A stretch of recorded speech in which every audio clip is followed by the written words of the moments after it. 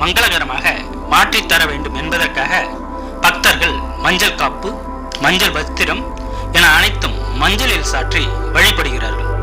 தாமரை மலர், புளியோதரை நைவேத்தியம் படைத்து வியாழக்கிழமைகளில் பக்தர்கள் வழிபடுகிறார்கள்.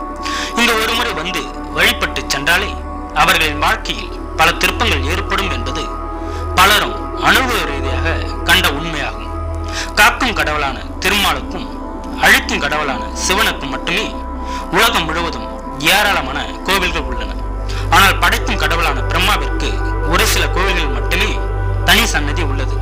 பெரும்பாலும் சயன கோலத்தில் இருக்கும் பெருமாள் கோவில்களில் பெருமாளின் நாபி கமலத்தில் இருந்து தோன்றிய தாமரின் மீது அமர்ந்த நிலையில் மட்டுமே பிரம்மாவை தரிசிக்க முடியும். பிரம்மாவிற்கு என்று தனி சன்னதி உள்ள கோவில்களில் மிகவும் தனி சிறப்பானதுதான் திருப்பட்டூர் பிரம்மபுரீஸ்வரர் ஆலயம். என்னடா வாழ்க்கை இது, நம்முடைய வாழ்க்கை மாறாதா? பிரம்மன் நம்முடைய தலையெழுத்தை ஏன் இப்படி எழுதிவிட்டார்? தலையெழுத்து மாறவே மாறாதா என புலம்புவரில் நீங்களும் ஒருவரா? அப்படியானால் நீங்கள் செல்ல வேண்டிய கோவில் திருப்பட்டூர் பிரம்மபுரீஸ்வரர் ஆலயம்தான். இந்த கோவிலில் அப்படி என்ன சிறப்பு என கேட்கிறீர்களா? இங்கு சிவனுக்கு இணையாக பிரம்மாவிற்கும் தனி சன்னதி அமர்ந்திருப்பதுதான். இந்த கோவிலில் ஒரு முறை வந்து வழிபட்டு விட்டு சென்றால் நம்முடைய தலையெழுத்து மாறிவிடும் என்பது ஐதீகம். சிவன் உயிர்களை படைக்கும் தொழிலை பிரம்மாவிடம் ஒப்படைத்தார். ஆனால் தனது படைப்பு தொழிலால் ஆணவம் கொண்ட பிரம்மதேவரின் 5 தலைகளில் ஒன்றை கீழே எடுத்து விட்டார் சிவபெருமான். அதோடு பிரம்மதேவரை பூமியில் பிறக்கும்படி சாபமளித்தார் ஈசன்.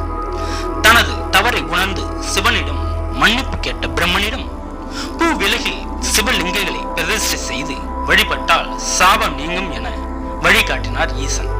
அதன் பல்வேறு இடங்களில் 12 லிங்கங்களை பிரதிஷ்டை செய்து வழிபட்டார். பிறகு இந்த தலத்திற்கு வந்து ஒரே இடத்தில் 108 லிங்கங்களை பிரதிஷ்டை செய்து வழிபட்டார். அவரது பக்திக்கும் மனம் இறங்கிய சிவபெருமான் காட்சி கொடுத்தவுடன் இந்த தலத்திலே வீட்டிலிருந்து நாடி வரும் பக்தர்களின் தலையெழுத்தை மாற்றி அவர்களின் துன்பங்களை போக்குமாறு தெரிவித்தார். இத்தலத்தில் மூலவர் பிரம்மபுரீஸ்வரர் என்றாலும் இக்கோவிலை பக்தர்கள் அனைவரும் பிரம்மா கோவில் என்றே அழைக்கிறார்கள். திருச்சியில் இருந்து சென்னை செல்லும் தேசிய நெடுஞ்சாலையில் 25 கிலோமீட்டர் தொலைவில் திருப்பட்டூர் அமைந்துள்ளது. இந்த தலத்திற்கு அனைவராலும் நினைத்தவுடன் வந்துவிட முடியாது. யாருடைய தலையெழுத்து மாற வேண்டும் என விதி இருக்கிறதோ அவர்கள் மட்டுமே வர முடியும் என இந்த பகுதி மக்கள் சொல்கிறார்கள். தாயார் பிரம்ம சம்பத் கௌரி தனி சன்னதி அருள் செய்கிறார். கோவில் தீர்த்தம் பிரம்ம தீர்த்தம் என்று அழைக்கப்படுகிறது. இந்த தீர்த்தம் அமைந்திருக்கும் இடத்தை சுற்றிலும் 108 லிங்கங்களும் அதற்கு முன்பாக நந்தி சிலைகளும் காணப்படுகின்றன. இவை பிரம்மதேவர் பிரதிஷ்டை செய்து வழிபட்ட லிங்கங்கள் என சொல்லப்படுகின்றன. இங்குள்ள நந்தியை தூரத்தில் இருந்து பார்க்கும்போது நிஜமான காளை மாடு ஒன்று படுத்திருப்பது போன்ற தோற்றத்துடன் இருக்கும். இதை தொட்டு பார்த்தாலும் நிஜமான காளையை தடவுவது போன்ற உணர்வு ஏற்படும். இது குரு பரிகார தலமாகவும் விளங்குகிறது. பிரம்மதேவருக்கு வியாழக்கிழமைகளில் சிறப்பு வழிபாடு நடைபெறுகிறது. குருவிற்குரிய அதிதேவதை பிரம்மா என்பதால் இங்கு பிரம்மாவிற்கு சிறப்பு வழிபாடு நடத்தப்படுகிறது. வியாழக்கிழமையில் மஞ்சள் காப்பு அலங்காரத்தில் பிரம்மா காட்சி தருவார்கள். தலையெழுத்து சரியில்லை, தீராத துன்பத்தில் சிக்கி தவிக்கிறோம் என்பவர்கள் இக்கோவிலுக்கு வந்து தங்களின் ஜாதகத்தை பிரம்மாவின் காலடியில் வைத்து வணங்கி அர்ச்சனை செய்து எடுத்துச் சென்றால் அவர்களின் தலையெழுத்து மாறிவிடும் என்பது நம்பிக்கை. பிரம்மாவை வணங்கிவிட்டு பிரகாரத்தை சுற்றி வரும்போது பதஞ்சலி சித்தரின் ஜீவ சமாதி காணப்படுகிறது. இங்கு அமர்ந்து தியானம் செய்வது சிறப்பானது, ஆன்மீக பழைத்து தரும் என்பது நம்பிக்கை. மேலும் சதய நட்சத்திரத்தன்று இவரை வழிபட்டால் கலைகளில் உயர்வான இடம், எலும்பு தொடர்பான நோய்கள் நீங்குவதாகவும் ஐதீகம். திருமண தடை, பிரிந்த கணவன் மனைவி சேர்வது, நோய்கள் நீங்க, பிரச்சனைகள் தீர, தொழில் வியாபார விருத்தி அடைய பிரம்மபுரீஸ்வரர் கோவிலில் வழிபடலாம். இக்கோவிலில் பங்குனி மாதத்தில் 3 நாட்கள் பிரம்மபுரீஸ்வரர் மீது 7.5 நிமிடங்கள் சூரிய ஒளிப்படும். அடுத்து 7 நிமிடங்கள் அம்பாள் மீது சூரிய ஒளிப்படும். அதிசய நிகழ்வு நடைபெறும்.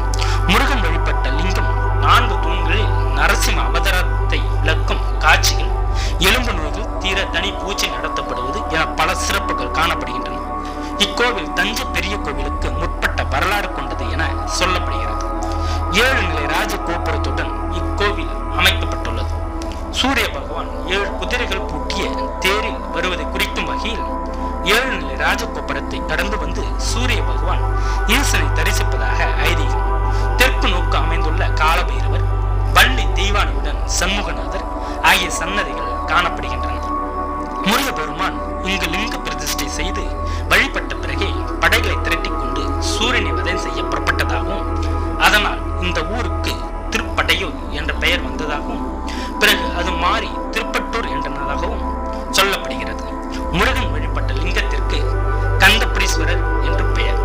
திருவிழாக்கள்: பங்குனி மாதத்தில் 10 நாட்கள் பிரம்மோற்சவம், சித்திரை வருடப்பிறப்பின் போது பஞ்சாங்கம் படித்தல், ஆடி பூரம், விநாயகர் சதுர்த்தி, நவராத்திரி, ஐப்பசி பௌர்ணமி, கார்த்திகை சங்காபிஷேகம், மகா சிவராத்திரி ஆகியன வெகு விமர்சையாக நடைபெறும்.